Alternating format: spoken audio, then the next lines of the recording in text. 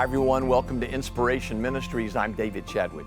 I'm dealing with the very difficult subject of why is there suffering in the world? And there are some biblical answers, and I'd like to suggest to you some of those answers in our time together today.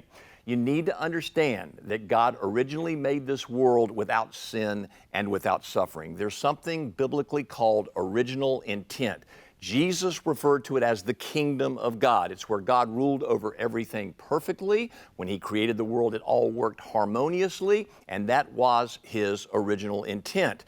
In the fourfold harmony that God intended to exist, a harmony between God and us, a harmony between people, a harmony within ourselves, and a harmony with creation, when the enemy rebelled against God in heaven and came to this earth with his legions of demons and tempted Adam and Eve, and they fell and ate of the fruit, then death is introduced into this world. Notice that death is an evil intrusion into God's once perfect original intent.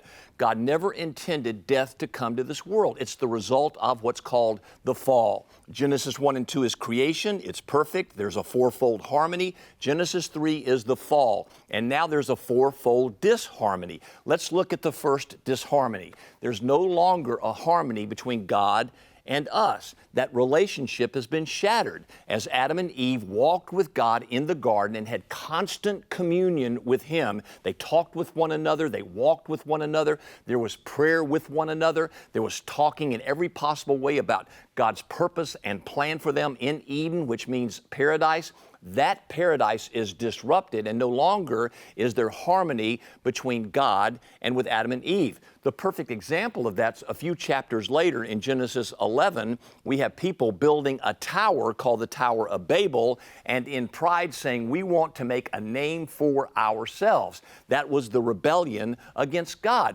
And so many of our problems in suffering in this world are people who in pride take precedent and priority over another person and inflict their will on that person and hurt those people terribly. No longer are those people looking to God for His will and His kingdom rule. They're looking for themselves and their own name to be great. If you would look at a lot of suffering in this world, it's because of people's rebellion against God, assuming God's position of priority in the universe and then getting their will done, not God's will being done.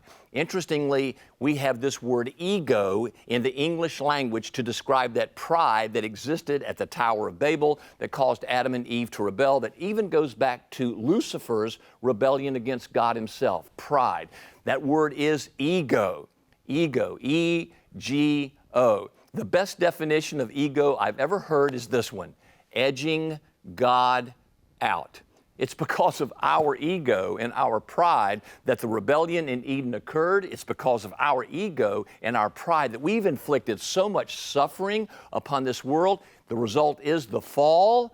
That's what caused it all. And we live in the hope that one day there will come someone, His name is Jesus, who will replace our pride with selflessness and loving one another more than hating one another. How we long for that day to come.